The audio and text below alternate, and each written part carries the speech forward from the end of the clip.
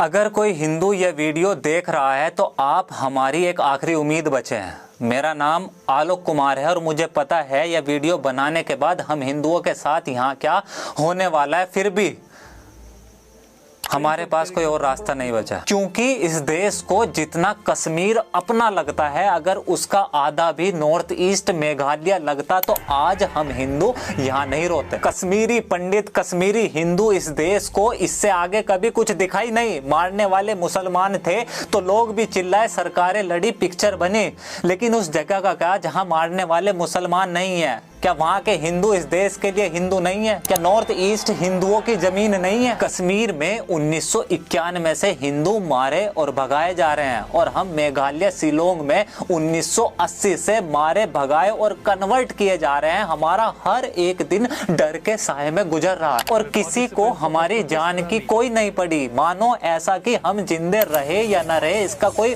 मतलब ही नहीं। आप हंसते हैं ना कि हम राइस बैग लेकर कन्वर्ट हो जाते हैं। कभी यह जानने की कोशिश करी कि हमारी जिंदगी कैसे गुजर रही है, पिछले 40 सालों से हमारे साथ क्या हो रहा है, यह जानने की कोशिश करी?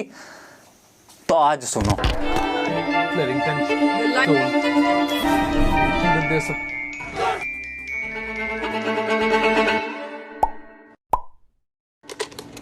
आपको हमारी कहानी इंटरनेट या गूगल पर नहीं मिलेगी, क्योंकि ना तो आज तक किसी को कोई फर्क पड़ा और ना ही कभी किसी की लिखने की हिम्मत बनी। दरअसल मेघालय में हम हिंदू माइनॉरिटी में हैं। मुश्किल से 11-12% ही बचे हैं।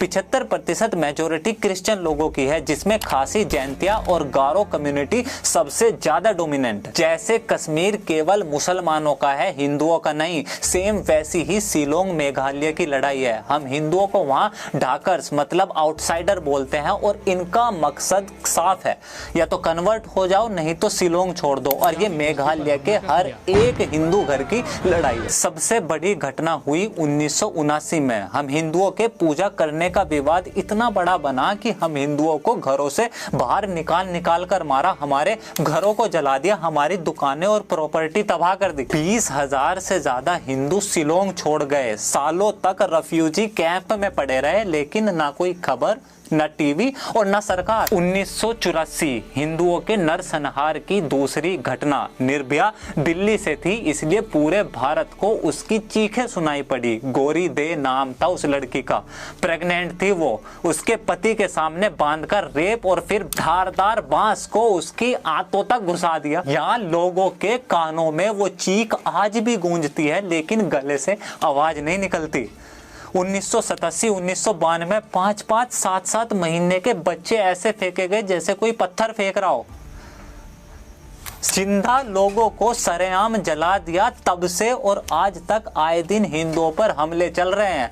यहाँ पुलिस और या लोकतंत्र काम नहीं करता। इस देश में लोकतंत्र केवल वहीं काम करता है जहाँ हिंदू मेजोरिटी में हो, वरना पुलिस और प्रशासन सब चुपचाप हमें मरता हुआ देखते हैं। अगर हम हिंदू शिलोंग में जिंदा है या लड़ पा रहे हैं तो वो केवल हरिजन सिख बस्ती या वहाँ बने गुरुद्वारे की वजह से है। जब भी शिलोंग में कोई दंगा होता है तो सारे हिंदू हरिजन बस्ती या गुरुद्वारे में चले जाते हैं। शिलोंग में केवल एक वो ऐसी जगह है जहां किसी की हिम्मत नहीं कि हमला कर दे। और इसी वजह से यहाँ के क्रिश्चियन लोगों की दो मांगे चल रही है। एक कि हरिजन बस्ती को रिलोकेट कर कहीं और बसाया जाए, दूसरा इनर लैंड परमिट कि अगर किसी को मेघालय या शिलोंग में आना होगा तो वो केवल परमिट लेकर ही आ सकता है। अगर ये दो चीजें हुई, यकीन करें कि अगले कुछ सालों के अंदर मेघालय शिलोंग में ना के बराबर हिंदू होंगे। कभी सोचा है यहाँ मेघालय शिलोंग में कभी कोई रेलवे क्यों नहीं आने दी? ये लोग नहीं चाहते कि यहाँ देश भर से ज्यादा संख्या में हिंदू आए या यहाँ आके नौकरी या बिजनेस करें। आज आप कश्मीर में जमीन खरीद सकते हैं, लेकिन मेघालय में कोई हिंदू जमीन नहीं खरीद सकता।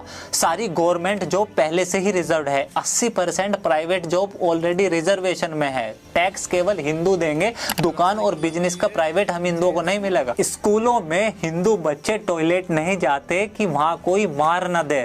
शाम को 5 बजे के बाद लोग घर से बाहर नहीं निकलते, पता नहीं वापस आए या ना आए।